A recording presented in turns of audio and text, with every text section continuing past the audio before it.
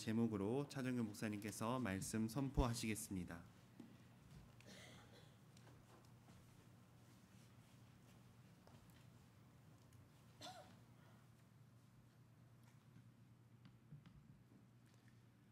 지난 5주간 동안 우리 원예팀을 중심으로 해서 매주 목요일마다 그 셀프 가드너 교육이라고 하는 교육을 받기 위해서 모였었습니다.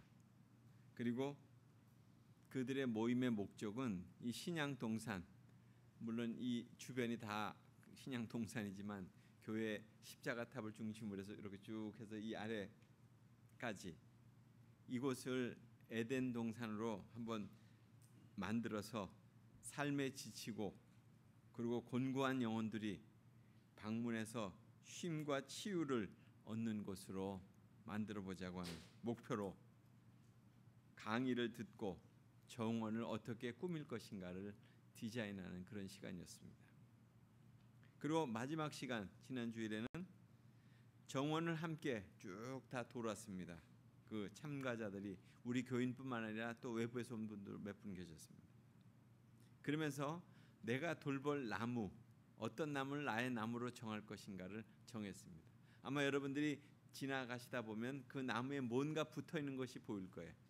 그 나무는 그 사람이 이름을 정했고 그 사람의 이름이 거기 있는데 그분이 돌고 오겠다는 그런 약속이에요. 저의 나무도 여기 어디에 있습니다.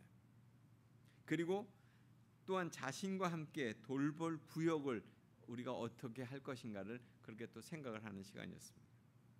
아직 완성은 되지 않았지만 또 하나의 교회를 만드는 작업이라고 이렇게 생각이 들었어요. 그러니까 자신들의 신앙 고백과 그 실천으로 만들어갈 그곳은 결국 자연 예배당입니다. 자연 예배당. 그러니까 잡목, 수풀이 우거진 그런 그곳에 마음을 모아서 시작한 이 정원 사역은 결국 우리의 마음을 다듬는 곳이기도 하지만은 결국 다듬어진 그것을 통해서 마음이 힘들고 지친 영혼들에게 치유의 공간이 되는 곳, 하나님을 만나는 그런 곳이 되기도 합니다. 홀로 묵상하면서 은은한 자연의 소리를 들으면서 또 함께 들려올 그분의 음성을 아마 거기서 듣게 된다면 우리의 교회는 다른 어떤 교회보다도 더 의미 있는 사역을 하게 될 것이기 때문에 그렇게 지금 진행해 가고 있는 거죠. 오래전에 하나님이 예비하신 이곳을 믿음의 일꾼들이 예수님의 복음을 전하는 도구로 사용하게 되는 것은 결국 우리 모두의 기쁨이 아닐 수 없습니다. 어떻게 이렇게 사용될 수 있을까? 결국 그때가 지금의 때가 이루어진 것이죠. 그래서 어제도 참여하는 이들이 새벽 기도회를 마치고 함께 모여서 마음을 모아서 이 지역을 또한 정리하고 정비하는 그런 일들을 또 함께 했습니다. 지난주 설교에서도 광야라고 하는 곳, 아무것도 없지만은 하나님을 경험한다면 그곳은 광야 교회가 된다고 그랬습니다. 여러분은 어떤 광야를 지금 지나고 경험하고 있으십니까? 아니면 지금 광야 교회를 경험하고 있으신 건가요? 그러니까 우리에게 있어서 가장 믿음 생활에서 가장 중요한 것은 나는 하나님을 경험하며 살고 있는가? 하나님의 임재를 내가 경험하고 있는가? 이게 중요한 거예요. 계속해서 읽어가고 있는 이 말씀, 스데반 집사가 사내들인 공회에서 행한 설교 그 부분을 우리는 지금 읽어가고 있습니다. 출애굽의 여정 가운데서 모세가 하나님께 시내산에서 십계명과 성막에 관한 그런 지시를 받게 됩니다. 광야 생활을 한 이스라엘 백성들의 그 선조들이 그 증거의 장막을 통해서 결국 하나님을 경험했다는 거죠. 그렇잖아요. 하나님이 가다가 멈추시는 그곳에 그들은 거기서 성막을 짓고 그리고 하나님께 예배하고 그리고 또 다시 구름이 움직이게 되면 또 하늘의 불기둥이 움직이게 되면 또 다시 그들은 기약 없이 떠났던 그런 사람들. 참 그런 모습들을 생각해 본다면 참 이 성막이라고 하는 것은 참 특별한 의미를 갖고 있는 거죠. 또한 증거라고 하는 것은 하나님이 모세에게 주신 약속의 말씀판이었어요. 십계명. 그 십계명이 새겨진 그런 돌판을 증거라고 얘기하고 있습니다. 그 돌판을 넣은 것을 증거궤라고 얘기합니다. 하나님은 모세에게 장막을 만들게 하시고 그리고 그 증거궤를 그 속에 넣도록 하셨죠. 그리고 그것을 오늘 말씀처럼 증거의 장막이라고 이렇게 부르게 하셨어요. 그러니까 증거궤가 있기 때문에 하나님이 그곳에 임재하신다고 믿었기 때문에 그곳이 성막이었어요. 거룩한 그런 그 천막이었다는 거예요. 또 그리고 그것을 하나님을 만나는 곳이라고 해가지고 회막이라고 그랬습니다. 그 장막의 특징은 뭡니까? 이동성이 있다는 거잖아요. 언제든지 띄어서 또 다시 해체해가지고 또 움직이고 또 다시 설치하고. 그러니까 하나님의 임재를 상징하는 증거의 장막들을 사람들이 이동시킬 수 있었다는 거예요. 오늘날 이 교회를 뜯어서 옮길 수 있습니까? 결국 우리가 옮겨야지. 교회는 그냥 남는 거잖아요. 건물로. 그러니까 하나님이 나타나시는 곳에 장막을 세운 것이 아니라 장막을 세운 곳에, 그러니까 모세에게 양식을 가르쳐준 대로 어떻게 세워라, 그 세운 기준대로 장막을 세우면 주님이 나타나셨다는 거예요. 그러니까 하나님이 특별한 곳에만 계신다는 생각이 그 당시엔 지배적이었어요. 그래서 그곳을 찾아가야만 하나님을 만날 수 있다고 생각했는데 그게 아니잖아요. 이동의 장막은, 증거의 그 장막은 그게 아니었죠. 하나님은 시간과 공간의 지배를 받는 그런 분이 아니라는, 그런 우상이 아니라는 거예요. 인간이 어느 곳에 있든지 어디를 가든지 늘 함께 하신다는 거죠. 그러니까 항상 동행하신다는 그런 살아계신 하나님이시라는 거예요. 마치 이스라엘 백성들이 장막을 펼치는 곳마다 하나님을 경험하는 것처럼 그렇게 지금에 와서는 하나님을 경험할 수 있는 곳으로 다양한 것들이 사용되고 있어요. 그렇죠? 여러분, 구약 시대 이스라엘 백성들이 증거의 장막이라고 하는 것은 이 막사와 같은 그런 것이었지만 요즘 교회들은 일상 속에서 하나님을 만날 수 있는 곳에, 장소에 구애되지 않는 것 같아요. 그럼 일터 교회가 있어요. 일터에. 뭐 이를테면 여러분의 직장 안에도 신우회가 있잖아요. 일종의 그것이 일터 교회라고 얘기할 수 있습니다. 또 우리가 많이 가는 곳이 카페예요. 카페 교회가 있어요. 카페 교회는 흔하게 됐습니다. 평일에는 사람들이 자연스럽게 이용하는 그런 카페예요. 카페지기는 그 카페 목사님이겠죠. 사람들에게 평일에는 커피를 대접하고 나누고 고민을 들어주고 이렇게 합니다. 우리가 많이 들어왔던 세이비어 교회 60년 전에 바로 그런 카페 교회를 했던 거예요. 포토하우스라고 하는 토기장이의 집이라고 하는 곳에서 차도 마시고 독서 모임도 하고 여러 가지 마을의 문제들도 함께 고민하는 그런 곳이었습니다.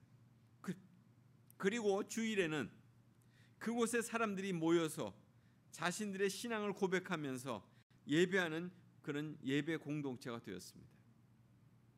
그러니까 우리 교회가 지금 샬롬 카페라고 이름을 걸고 실험적으로 지금 하고 있지만은 우리 교회 카페도 사실 그런 기능을 소망하면서 시작한 거예요. 발걸음을 내딛기 시작한 거예요.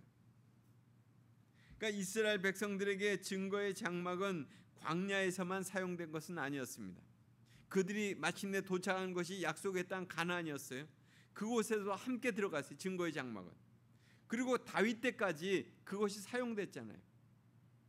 그러니까 증거의 장막은 그런 면에서 이스라엘 백성들의 신앙의 중심이었습니다. 그런 가운데 다윗이 그랬죠. 하나님, 내가 성전을 좀 지으면 안 될까요? 그가 일개 목동이었다가 나중에 왕으로 그렇게 세움받았으니 얼마나 큰 은혜를 받았습니까? 그러니까 내가 하나님을 위해서 뭔가 하고 싶은 마음이 있어서 그런 성전을 짓겠다고 그랬어요. 다윗이 야곱의 집을 위하여 하나님의 초소를 준비하게 해달라고 그렇게 말씀했는데 하나님은 다윗으로 하여금 뭐라고 그랬어요? 넌 준비만 해라. 내 아들 솔로몬이 성전을 짓게 하겠다. 이동식 장막이었던 하나님의 처소를 대신하여 건물로서 성전을 지은 거잖아요. 솔로몬이. 성전이 이동식 장막에서 견고한 건물로 세워진다고 하는 것은 무슨 의미겠습니까? 이동식 장막은 하나님께서 모세에게 보여주시고 말씀해 주신 그렇게 해서 지어진 간이 성전이라고 할 수 있겠습니다. 그런데 하나님은 이제 간이 성전을 견고한 건물로서 그렇게 짓기를 원하는 것에 대해서 허락하신 거예요. 간이 성전일 때 증거의 장막은 이동할 때마다 세워지는 것이었지만 그래서 그곳에서 하나님을 경험할 수 있었어요. 그러나 견고한 건물로서 성전에 대해서는 오늘 말씀에 뭐라고 말씀하십니까? 난 그곳에 있지 않을 거다 이렇게 말씀하셨어요. 하나님은 어떤 분이세요? 무소부지하신 분이시잖아요. 그곳에 한 곳에만 계신 분이 아니시라는 거예요. 온 천지에 충만하신 하나님이시기에 어디나 계시는 그런 분이시라는 거예요. 그러니까 이사야 선지를 통해서 66장에 보면 당시 이스라엘 백성들이 어떻게 주장했냐면 우리에게는 성전이 있어. 이 성전이 있는 한 절대로 우리는 망하지도 않고 하나님 늘 우리와 함께 계셔. 성전 지상주의적인 그런 믿음을 그들이 가졌었잖아요. 그래서 그들이 하나님 앞에서 자기 자신을 통회하고 자복하는 그런 마음을 사실 성전이 아닌 곳에서도 할 수 있는데 꼭 성전에 가서만 그렇게 해야 될 거라고 생각했던 거예요. 뭐 우리가 알고 있는 대로 솔로몬의 성전 건축은 최고의 기술과 자재들을 가져다가 지은 거잖아요.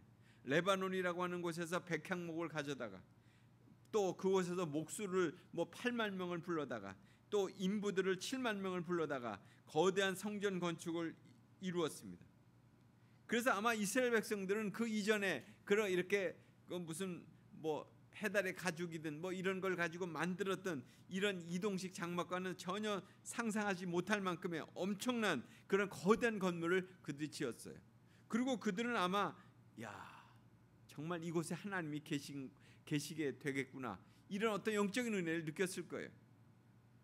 그래서 수많은 사람들이 예루살렘을 찾아올 때마다 하나님을 만나기 위해서 오는 것이지만 그 건물의 위대함과 그 웅장함을 통해서 그들은 내가 하나님께 무엇을 해야 되지? 아마 이런 생각을 했던 거죠. 그래서 그들의 모습은 몸과 마음에 할례를 받지 못한 사람들이 이스라엘 백성들 그 당시에 그 구약시대 이스라엘 백성들 그들과 별로 다르지 않았다는 거예요. 그 껍데기를 보고 온 거니까. 하나님의 종인 선지자들 또 하나님의 사람들을 그 사람들을 얼마나 많은 하나님의 그 지도자들이 죽였습니까? 박해하고 죽였습니까? 이스라엘 백성들의 그 조상들은 결국 궁극적인 의미에서 본다면 그들의 어떤 증거의 장막 시대에 그들의 믿음을 잃어버렸다는 거예요. 하나님이 우리와 함께 계시고 하나님 우리를 불꽃 같은 눈으로 지켜보고 계신다 이런 믿음을 잊어버렸어요. 그냥 우리는 성전 안에 거대한 성전 안에 웅장한 성전 안에 견고한 성전 안에서 우리는 거기에서 우리의 믿음 생활이 또 우리의 삶이 보존될 것이다 이렇게 생각하고 있었거든요. 그리고 지금에 와서는 유대교의 최고 지도자들이 자신들의 믿음과 권위를 내세우면서 하나님의 아들인 예수 그리스도를 죽였잖아요. 거기에 도전해 온다고 해서 이들은 하나님을 성전 안에 가두었어요. 성전에서 이루어지는 모든 종교 행위 자체가 신앙의 그 모든 것의 중심이라고 생각했어요. 그것만이. 오늘 말씀에 소개되고 있는 두 가지 유형의 신앙이 있습니다. 신앙의 배경이 되는 증거의 장막으로서 이동 성전 중심의 믿음입니다. 이동 성전 중심의 믿음. 이것은 고동되지 않는 그런 믿음으로서 그런 믿음의 탄력성을 가지고 있잖아요. 어디선가 하나님이 거기에 임재하실 것이고 거기서 하나님을 만나는 것이고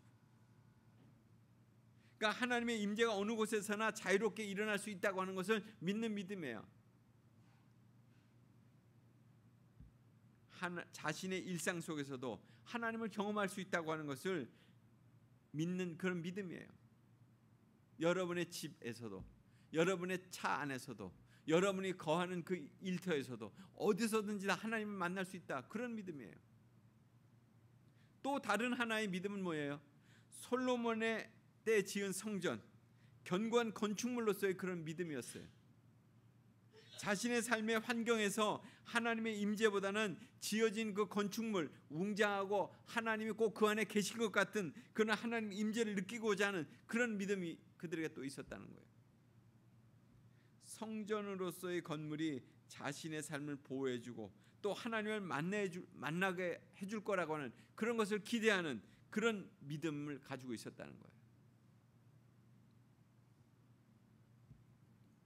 마치 좀 더 정확하게 말씀드리면 주일에 교회당을 방문해서 예배를 드리고 나면 나의 삶이 안전할 것이다, 유익할 것이다, 이렇게 생각하는 그런 믿음, 그것이 지금 후자에 말씀드린 그런 믿음의 내용이에요.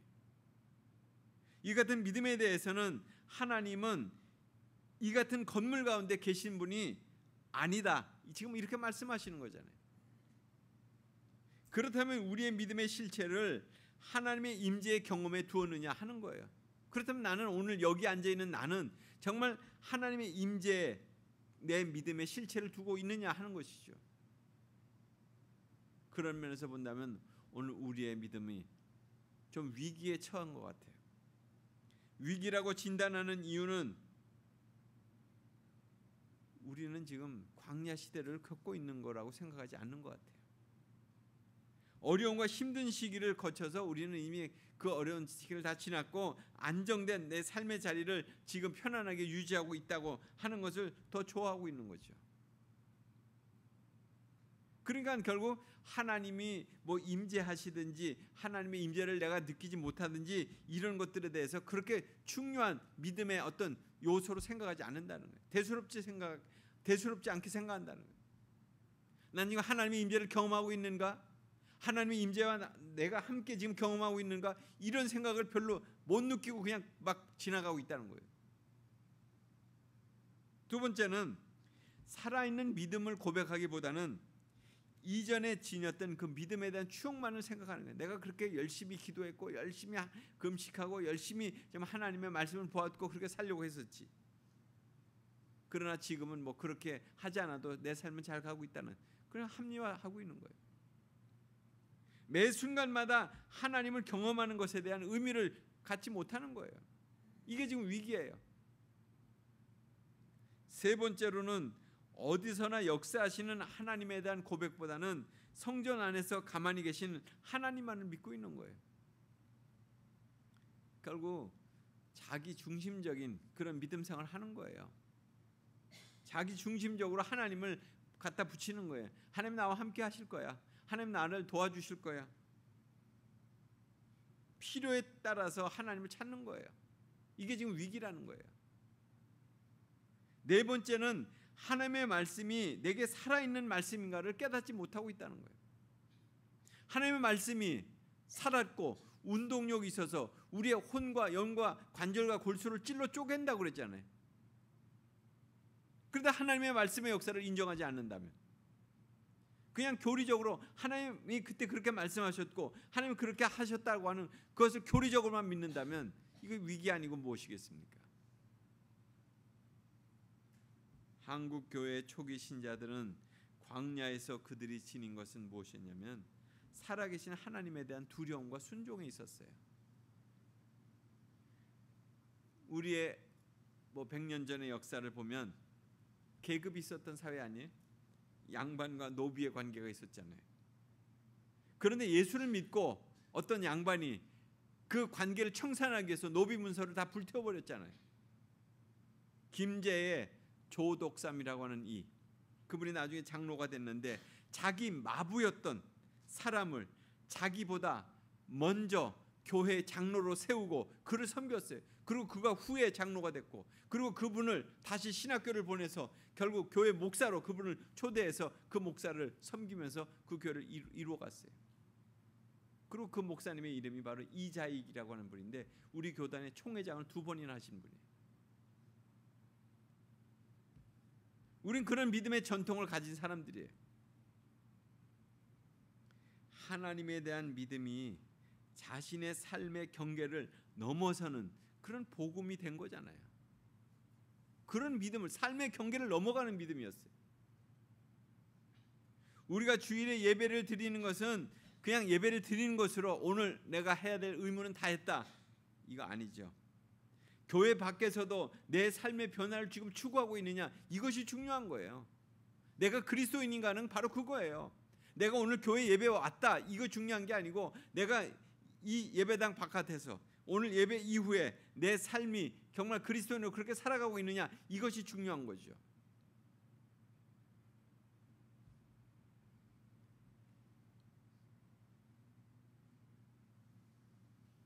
위기를 벗어나는 길은 그래서 언제 어디서나 살아계신 하나님의 임재를 경험하기 위해서 힘쓰는 거예요. 하나님의 임재를 경험하기 위해서 힘써야 돼요. 우리의 삶 속에 함께 계시는 하나님에 대한 그 믿음을 회복해야 되는 거예요. 이스라엘 백성들이 광야에서 옮겨다니면서 증거의 장막을 칠 때마다 그들은 하나님의 살아계심을 경험했잖아요. 그때마다 현재 자기의 믿음이 하나님 앞서 어떠했는가를 아마 살펴봤을 거예요. 하나님에 대한 믿음이 자기 변화로 이루어지지 않는다면, 받아들여지지 않는다면 우리는 하나님을 모신 사람이라고 할 수가 있겠습니까? 이스라엘 백성들의 증거의 장막이 옮겨질 때마다 그들은 두려운 마음을 가지고 자신의 믿음을 고백했어요. 아, 하나님 우리를 이끄시는구나. 하나님 우리를 멈추게 하시는구나. 우리가 여기로 하여금 하나님께 또 예배하게 하시는 거구나. 그걸 늘 순간순간 느끼며 살았어요. 여러분 자신들은 하나님의 교회에 올 때마다, 예배 후에 이곳을 떠날 때마다 그런 두려운 마음을 지닌 채 정말 내가 하나님이 계신 성전임을 잊지 마시기 바라요. 나는 오늘 하나님의 말씀을 받았고 또 하나님이 나와 함께 계심을 내가 믿고 오늘 내가 세상 가운데서 그렇게 살아가야 될 사람이다, 이것을 잊지 않으셔야 돼요. 우리의 광야 생활은 계속되어야 됩니다. 왜냐하면 언제 어디서나 계신 하나님을 우리가 경험해야 되니까 우리의 광야 생활은 계속돼야 되는 거예요. 만약 무소부재하신 하나님을 경험하지 못한다면 우리의 믿음의 위기는 또 오는 거예요. 그러나 위기를 만난다고 할지라도 주님을 자신의 주님으로 모신다면 그 삶은 회복의 길을 걸어갈 수 있는 거죠. 오늘 말씀의 결론이면서 스데반 설교의 핵심 메시지가 마지막 말씀인데요. 그것을 메시지 성경으로 읽어드린다면 그런 말씀이에요. 천사들이 선물 포장까지 해서 하나님의 율법을 전해 주었건만 여러분은 그것을 함부로 써버렸습니다. 구약 시대 때부터 내려왔던 그 말씀들, 그 얼마나 놀라운 하나님의 임재를 경험해야 되는 그 말씀들을, 그것을, 그 믿음의 그 귀한 전통과 유전들을 그들은 다 잊어버렸다는 거예요. 이제 우리에게 들려지는 하나님의 말씀, 그것은 생명의 말씀이신 줄 알고 굳게 붙으시기 바랍니다. 우리에게 부어지는 하나님의 사랑, 그것은 우리를 향한 놀라운 축복의 기회입니다. 하나님의 말씀을 헛되이 듣거나 흘려보내지 않게 되길 바랍니다. 지금의 이 순간은 우리의 믿음이 회복할 순간이에요. 그것을 위해서 필요한 시간들입니다. 지금 하나님의 말씀 앞에 돌이키지 않는다면 우리가 어디서 회복할 수 있겠습니까? 증거의 장막으로서 교회는 우리 가운데 있는 거예요. 그것을 통해서 내가 하나님의 임재를 느끼는 그 은혜가 내게 있다면 그것은 정말 하나님의 축복입니다. 그런 은혜가 우리 모두에게 있게 되기를 간절히 소망합니다. 같이 기도하겠습니다. 하나님 아버지, 이 시간에도 증거의 장막으로서의 그 교회의 모습을 하나님 우리가 살펴봤습니다. 정말 하나님이 가라 하시면 가고 서라 하면 섰던 그 증거의 장막, 그것이 그들의 믿음의 산 내용이었습니다. 하나님을 경험하는 순간이었습니다. 오늘 우리의 삶에서도 정말 하나님의 임재를 매 순간마다 경험하며 살 수 있도록 우리의 믿음을 일깨워 주옵소서. 그리고 그 믿음으로 하나님 오늘도 내일도 그렇게 살아가는 축복을 저에게 허락해 주옵소서. 예수님 이름으로 기도드리옵나이다.